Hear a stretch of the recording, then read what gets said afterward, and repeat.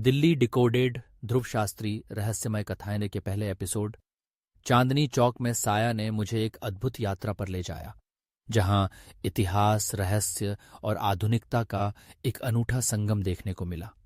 इस एपिसोड में कहानी की शुरुआत चांदनी चौक से होती है, जो दिल्ली का एक ऐसा क्षेत्र है जहां पुरानी हवेलियां और भीड़-भाड़ भरे बाजार एक साथ मिलते हैं।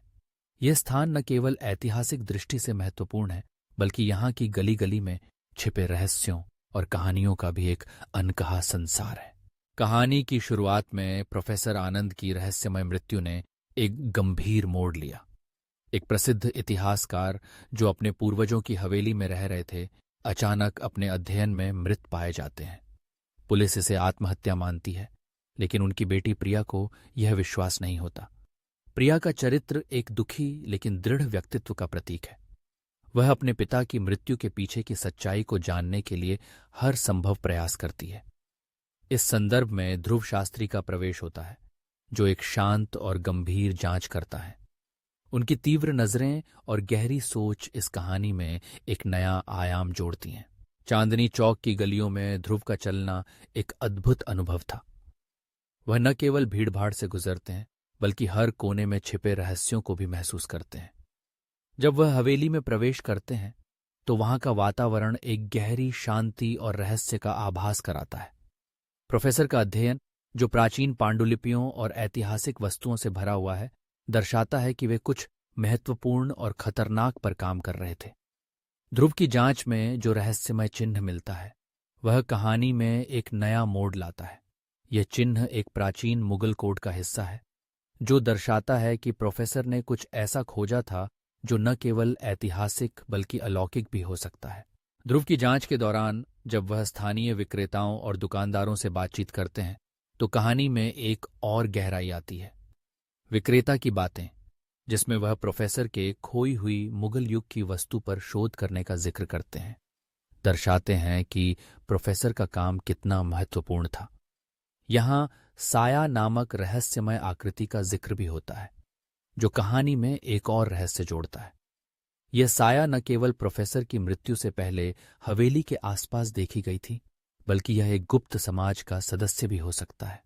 जब ध्रुव अपने अपार्टमेंट में चिन्ह का विश्लेषण करते हैं, तो माया की मदद से उन्हें पता चलता है कि यह कोट एक छिपा हुआ मानचित्र दर्शाता है। यह मानचित्र चांदनी चौक के भीतर एक स्थान की ओर इशारा करता है, जो ध्रुव की जिज्ञासा को और बढ़ाता है। यह क्षण कहानी में एक महत्वपूर्ण मोड़ है, क्योंकि यहां से ध्रुव की खोज एक नई दिशा में बढ़ती है। जब ध्रुव हवेली के नीचे एक छिपा हुआ कक्ष खोजते हैं, तो उन्हें प्रोफेसर के निष्कर्षों का विवरण मिलता है। यहाँ छुरा और उसके पीछे की कहानी एक नई परत खोलती है। यह छुरा केवल एक कलाकृति नहीं है, बल्कि यह कुछ और का कुंजी है।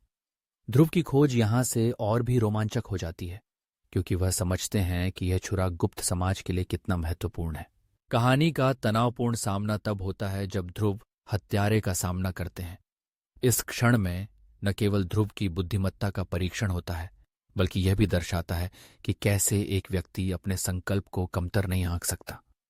ध्रुव की यह पंक्ति, आपने प्रोफेसर आनंद के संकल्प को कमतर आंका और आपने मुझे भी कम आंका, न केवल कहानी के चरित्र को मजबूत बनाती है, बल्कि दर्शकों को भी प्रेरित करती है।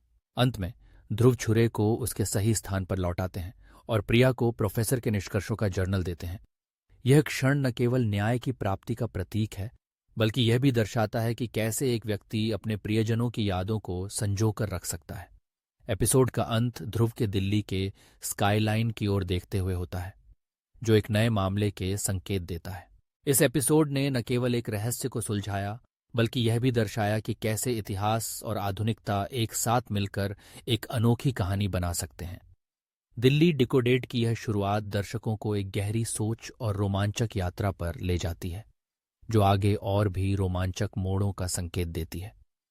यह कहानी हमें यह सोचने पर मजबूर करती है कि क्या हम वास्तव में अपने इतिहास को समझते हैं, या फिर उसके पीछे छिपे रहस्यों को अनदेखा कर देते हैं।